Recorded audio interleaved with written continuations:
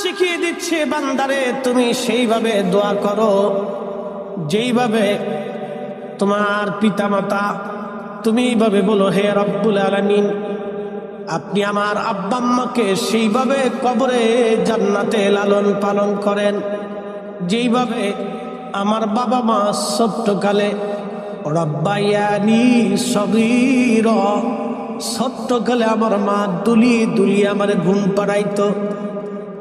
আমার মা আমারে দুলিয়ে দুলিয়ে ঘুম পাড়াইতো। আমার মা আমারে দুধ পান করিয়ে ঘুম পাড়াইতো। আমি সন্তান পেশাব পায়খানা করে দিয়েছি, আমার মা সাথে সাথে আমাকে পরিষ্কার করে বুকের মধ্যে জড়িয়ে ধরে চুমা লাগাইতো। আমি অসুস্থ হয়েছি, বাবা পেরেশান হয়ে গেছে, কেমনে ডাক্তার দেখাবে, টাকা যদি না থাকতো বাবা পাগল পাড়া, রক্ত বিক্রি করে হলেও বাবা সন্তানের ওষুধ কিনে দেওয়ার জন্য পাগল হয়ে থাকতো। কি কথা কন না কেন? আল্লাহ বলতেছেন, বান্দারে তুমি সেইভাবে দোয়া করো, ছোট্টকালে তোমারে বাবা মা যেইভাবে আদর দিয়ে ভালোবাসা দিয়ে সোহাগ দিয়ে তোমাকে বুকের মধ্য করে কোলের মধ্য করে বড় পরম যত্নে তুমি যাতে কোনো রকম ব্যথা না পাও, কষ্ট না পাও, এইরকম ভালোবাসা দিয়ে তোমার ছোট্টকালে লালন পালন করত। তুমি ওইভাবে বলো, রব আমার আব্বা আম্মারে ওইভাবেই আপনি জান্নাতে লালন পালন করেন। একবার জোরে বলা যাবে কি আল্লাহু আকবার? না না, চিৎকার মেরে বলেন আল্লাহু আকবার। তাহলে বলেন দোয়া চলবে কি চলবে না? লাগবে কি লাগবে না? যারা দোয়া মানে না কপাল পুরা, কথা কোন ঠিক কিনা? বিখ্যাত একজন আল্লাহর ওলি হযরত আবু আলী কলমদার ভারতের পানিপথে এসেছিলেন কালেমার দাওয়াত দেওয়ার জন্য। বুআরি কলমদার কালেমার দাওয়াত দিতে এসেছে। তৎকালীন ওই পানিপথের হিন্দু রাজা যিনি ছিলেন, তিনি বললেন, না, এখানে কোনো মুসলমান দরবেশের জায়গা হবে না। দ্রুত গতিতে এই মুসলমান দরবেশকে এই পানিপথ থেকে তাড়িয়ে দিতে হবে। আমি রাজার সীমানার ভিতরে কোনো মুসলমান দরবেশ থাকতে পারবে না।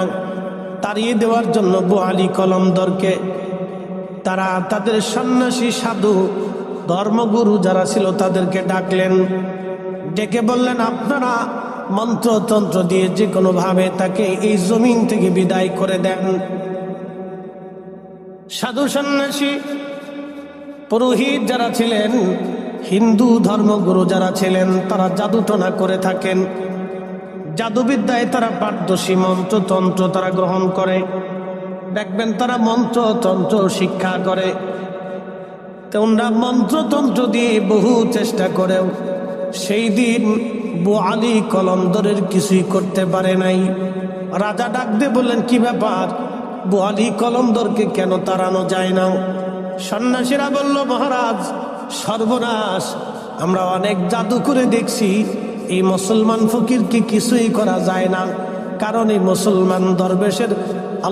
মুসলমান দরবেশের অদৃশ্য থেকে একটা শক্তি আসে, ওই শক্তির কাছে আমাদের জাদুর শক্তি কাজে লাগে না। একবার জোরে বলা যাবে কি আল্লাহু আকবার?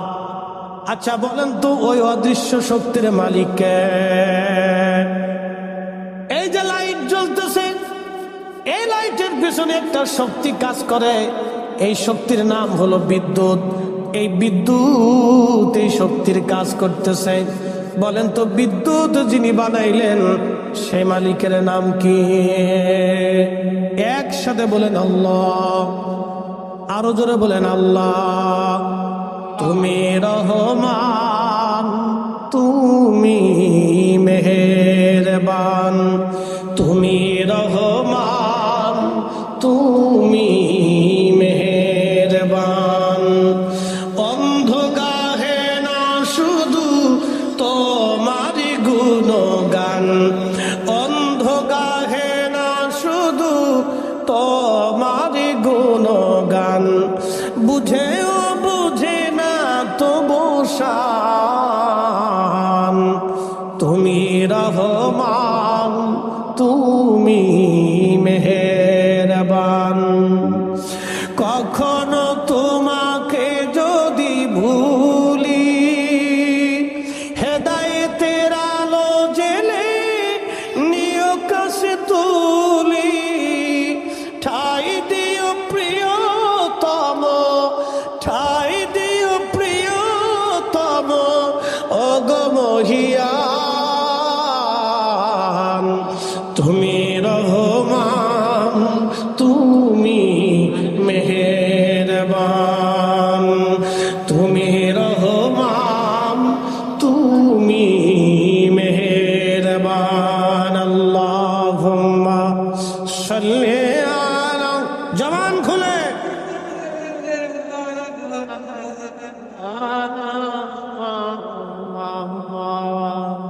আলা আলি সাইয়্যিদিনা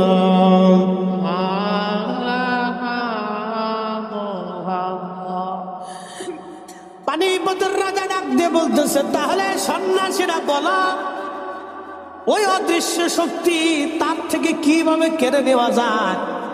সন্ন্যাসীরা ডাক দিয়ে বলল, বাদশা নামদার, মুসলমান হারাম খাই না, যদি একবার হারাম খাওয়াইতে পারেন তাহলে ওই শক্তি তার ভিতর থেকে চলে যাবে। মুসলমান কি খায় না? হারাম খায় না। না না, একসাথে বলেন, মুসলমান কি খায় না? আরো জোরে বলেন, মুসলমান কি খায় না? বাবাজি, সারা 2-3 গ্রাম মিলে আগে একটা মসজিদ ছিল, এখন তো পাড়ায় পাড়ায় কোনায় কোনায় মসজিদ, ঠিক কিনা? আগে 2-3 গ্রাম বলে বা বড় একটা গ্রামের একটা মসজিদ ছিল, সবাই ওই মসজিদে নামাজ পড়তে আসতো। মসজিদের ইমাম সাহেবকে বলা হতো মুন্সি সাহেব। কি বলা হতো?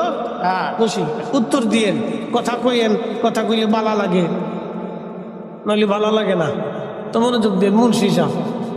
মুন্সি সাহেব এলাকার মুন্সি সাহেব ছিলেন, তিনি একজন ইমাম। আহা, মুন্সি সাহেব পানির মধ্যে সূরা ফাতিহা পড়ে ফু দিছে। ওই পানি আর পানি থাকে নাই, যে নিয়ত করে ফু দিয়েছে, ওই নিয়তের গুণে সূরা ফাতিহার বরকতে পানি আল্লাহ ঔষধ বানিয়ে দিয়েছে। কথা কোন ঠিক কিনা? বলে কারণ কি? মুন্সি সাহেবদের জীবনে একটা আমল ছিল, আপনারা জানবেন, কোন বাড়ির মহিলা যদি বেপর্দা চলতো, মুন্সি ওই বাড়ি খাবার খাইতো না। কি কথা কর? মুন্সির নজল ঠিক ছিল। নজল, নজল শুনছেন নি আপনারা? যেটা তেল ফাংস হয়। এখন আমাদের নজল আছে, নজল গেছে মইরা। কি কথা কর না কেন? নজল কি হয়েছে? নজল গেছে মইরা। নজল মইরা যাওয়ার কারণে আমাদের এই কাল্ব নষ্ট হয়ে গেছে, মুর্দা হয়ে গেছে। যার কারণে সুন্দর করে যদি আমরা পড়ি আলহামদুলিল্লাহি রাব্বিল আলামিন আর রহমানির রহিম মালিক ইয়াউমিদ্দিন,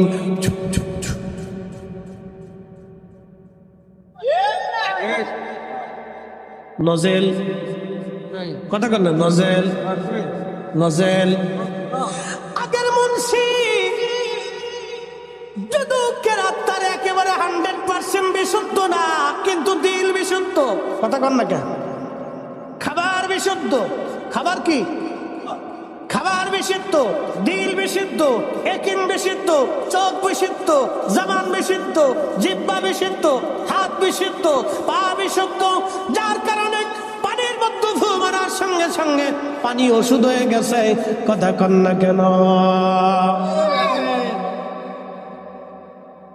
বুঝতে কষ্ট হচ্ছে আপনাদের না? চলবে সারা রাত? আসেন তো ইনশাল্লাহ। কারা কারা চলে যাবেন আচা করে? বোঝা গেছে ও আর শুনতেছেন আপনারা, খুব চালাক হয়ে গেছে, খুব ঠগাতে পারলাম না আজকে। খুব মনোযোগ দিবেন। হাজরতে বুখারী কলমদার সন্ন্যাসী বলতেছে, বাদশা যদি শুয়োরের গোশত খাওয়াইতে পারেন তাহলে তার এই শক্তি নষ্ট হয়ে যাবে। বলে তারা তো শুয়োরের গোশতকে হারাম মনে করে, বাদশাহ শুয়োর এনে সুন্দর করে জবাই করে ফ্রাই করে কালাবোনা বানাইয়া খুব জাঁকজমক করে রান্না বান্না করে লোক লস্কর দিক বুয়ারি কলমদার রহমাতুল্লাহের বর্গায় পাঠাই দিয়েছে। ও ইসলামপুরবাসী শুনে যাবে না, জমিন আল্লাহর ওলিরা কালেমার দাওয়াত নিয়ে আসছে। কথা কন না কেন, ঠিক কিনা? এই জমিনে কালেমার দাওয়াত আল্লাহর ওলিরা দিয়েছে। শাহজালাল আমিনী মুজাদ্দিদি কাজা করেছে। আমরা 60 লক্ষ আলেম তা করতে পারি নাই। বলে কারণ কি? এখন আলেম আছে বাংলাদেশে 60 লাখ, দল আছে 30টি। শাহজালালের সময় দল ছিল কয়টা? মত ছিল কয়টা? নীতি ছিল কয়টা? পথ ছিল কয়টা? কোরআন ছিল কয়টা? সুন্নাহ ছিল কয়টা? বিধান ছিল কয়টা? জিহাদ ছিল কয়টা? এখন আমরা দল হয়েছে 30টি, আলেম হয়েছে 60 লাখ। একজন আরেকজনে গুতায়, আরেকজনে গুতায়। কি কথা কন না কা? যার কারণে কোনো কাজ হয় কোনো কাজ ঠিক। হাজিরিন খুব মনোযোগ দিয়ে শুনবেন। হাজারাতে বুয়ালি কলমদার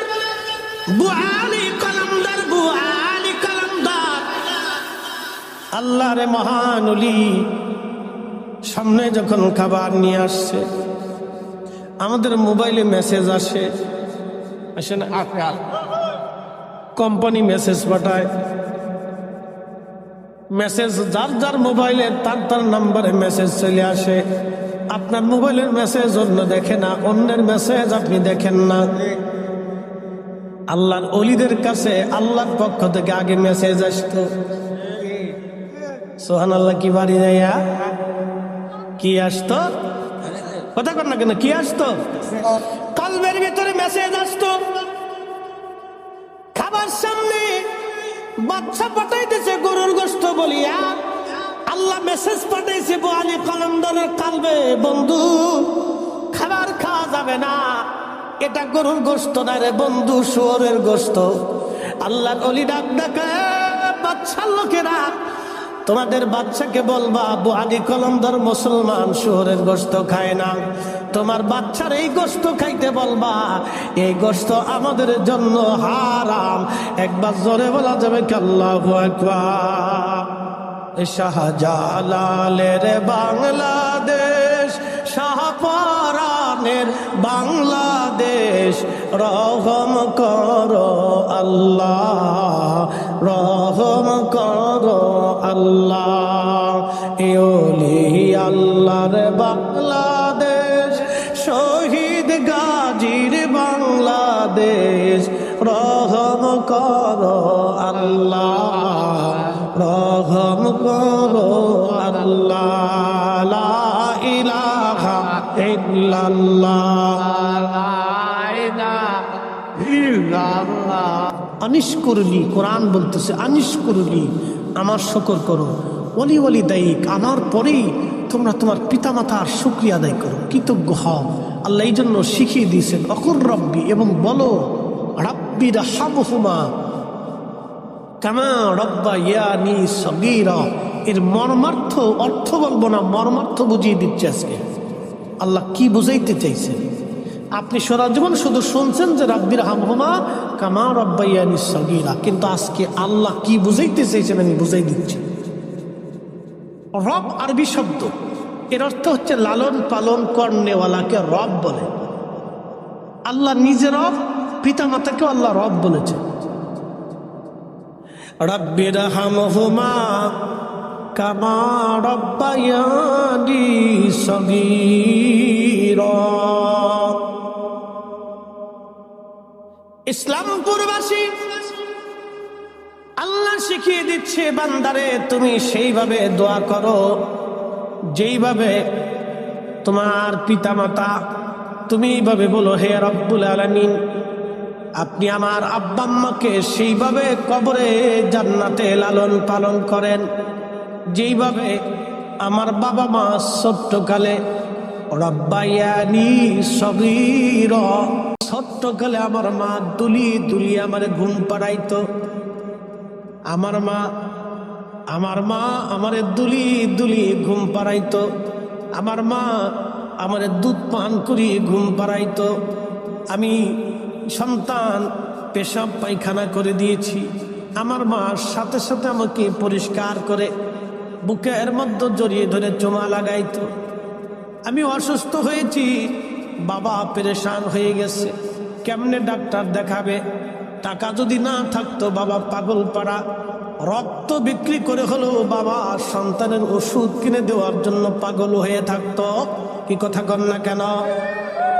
আল্লাহ বলতেছেন, বান্দারে তুমি সেইভাবে দোয়া করো, ছোট্টকালে তোমারে বাবা মা যেইভাবে আদর দিয়ে ভালোবাসা দি সোহাগ দি তোমাকে বুকের মধ্যে করে কোলের মধ্যে করে বড় পরম যত্নে তুমি যাতে কোনো রকম ব্যথা না পাও, কষ্ট না পাও, এইরকম ভালোবাসা দিয়ে তোমারে ছোট্টকালে লালন পালন করত।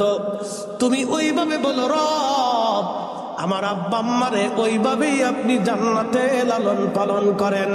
একবার জোরে বলা যাবে কি আল্লাহু আকবার? না না, চিৎকার মেরে বলেন আল্লাহু আকবার।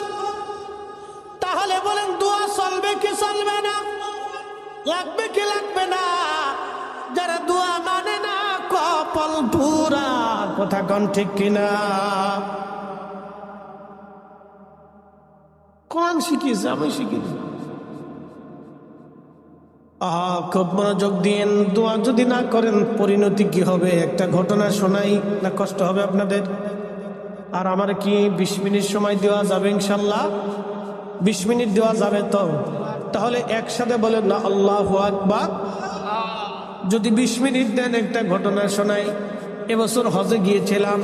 হজ তো অনেক কষ্টের একটা ইবাদত, হজ অনেক কষ্টের একটা ইবাদত, হজ অনেক কঠিন একটা ইবাদত। প্রচন্ড গরম, সৌদি আরবে 45 ডিগ্রি সেলসিয়াস তাপমাত্রা। আপনি হাঁটলেন মানে মক্কা দিয়ে আরব দিয়ে যদি আপনি হাঁটেন গরমের দিনে, প্রচন্ড লু হাওয়া নাকের ভিতর দিয়ে ঢুকবে, শ্বাসের সাথে ঢুকবে, আপনার কলিজা শুকিয়ে আসবে, জিহ্বা শুকিয়ে আসবে। প্রচন্ড গরমে ঘন ঘন ঘন ঘন পানি খেতে হবে। এই জন্য সৌদি আরবের তেলের চাইতে পানির দাম একেবারে কম না। তেল এবং পানি মোটামুটি একবারে লেভেল পরিমাণে, সামান্য একটু কম বেশি। হাজি আরাফাত থেকে রওনা দিয়ে মুজদালিফা হয়ে মিনা হয়ে জমারাত হয়ে হেরেমেশে তাওয়াফ করে, ফরজ তাওয়াফ করে, সাই করে একেবারে হোটেল পর্যন্ত আসতে আপনি প্রায় 30 কিলোমিটার হবে আপনার পায়ে হেঁটে। একসাথে বলবেন না আল্লাহু আকবার। এই জন্য যৌবন থাকতে হজ করা লাগে। আমাদের দেশের হাজিরা চিন্তা করে আরেকটু বয়স হোক, আরেকটু বয়স হোক, আরেকটু বয়স হোক, শেষে বুঝে গেলে হজ করবার যায় খালি কয়, এরপরে কয় হুইল চেয়ার দেন, এরপরে কয় বাস দেন। আরাফা থেকে মুজদালিফা হাইটে আসে না বাসে বসে আসে। এরপরে কোন রকম ঠেলা গুতাগুতি করতে করতে জমারাতে আসে, বিরাট কষ্ট। এরপরে হুইল চেয়ারে ঘুরে ঘুরে ধরে হজ করার লাগে, কত জ্বালার জ্বালা। কিন্তু হজ কখন ফরজ হয় আজকে বলে দিয়ে যায়। কাবা শরীফে যাবেন এবং আসবেন, যেই পরিমাণে খরচা ওই পরিমাণে খরচা। কাবাতে থাকবেন 40 দিন, যেই পরিমাণে খরচা ওই পরিমাণে খরচা। কাবাতে যাবেন আসবেন এবং থাকা খাওয়া দিয়ে আপনার একটা প্যাকেজ আছে সরকারি হিসাব অনুযায়ী 6 লক্ষ অথবা 5.5 লক্ষ বা 5 লক্ষ যাই বলেন। এই 6 লক্ষ টাকার প্যাকেজ অনুযায়ী যদি আপনার হয় এবং ওই 40 দিন পর্যন্ত দিনাদায়িক মুক্ত, ঋণ মুক্ত, আপনার সন্তানাদি স্ত্রী পুত্র পরিজন ভরণ পোষণ যদি হয়, তাহলে আপনার জন্য হজ ফরজ।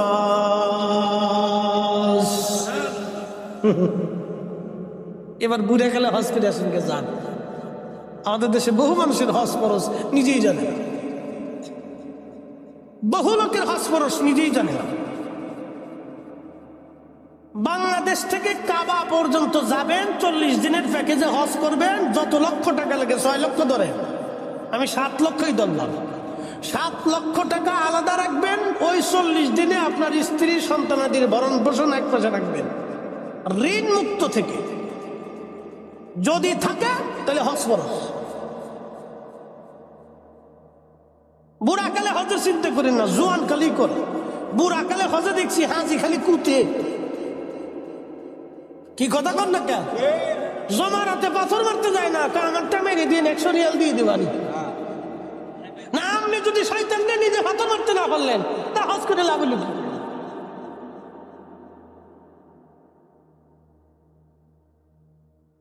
খুব মনোযোগ দিবেন। বিশ্ববিখ্যাত ইমাম আল্লামা ইমাম আল ফারাজ ইবনুল জৌজি রাহমাতুল্লাহ আলাইহি একটা কিতাব লিখেছেন উইলুল হিকায়াত। 900 বছর আগের এই কিতাব একটা ঘটনা লেখেন। আল্লাহর একজন মহান ওলি, তার নাম হযরতে মালিক ইবনে দিনার আল ইরাকি আল বসরি। তিনি হজ করার জন্য মক্কায় গেলেন, হজ শেষ করলেন। শেষ করার পরে হজের যাবতীয় অনুষ্ঠানাদি শেষ হলো। শেষ হয়ে যাওয়ার পরে তিনি আল্লাহর দরবারে কাবায় বসে দোয়া করলেন, ইয়া রাব্বি, আপনি দয়া করে আমাকে দেখায় দেন কার হজ হলো কারটা হলো না, আপনি দয়া করে বলে দেন। হযরত মালিক ইবনে দিনার আল ইরাকি রাহমাতুল্লাহ আলাইহিকে আল্লাহ স্বপ্নের ঘরে দেখাইলেন, মালিক রে, আমি সবার হজ কবুল করেছি, সবার জীবনের গুনাহ মাফ করেছি, কিন্তু একজনের গুনাহ মাফ করি নাই, একজনের হজ আমি আল্লাহ কবুল করি নাই। সবাইরে মাফ করছি কিন্তু একজনকে করি নাই। মালিক ইবনে দিনার আল ইরাকি বসরি চিন্তায় পড়ে গেলেন, হাই হাই হায়, সবার ক্ষমা হলো কিন্তু একজনের হলো না। সে একজন লোকটাকে, এক লোকটাকে এটা দেখতে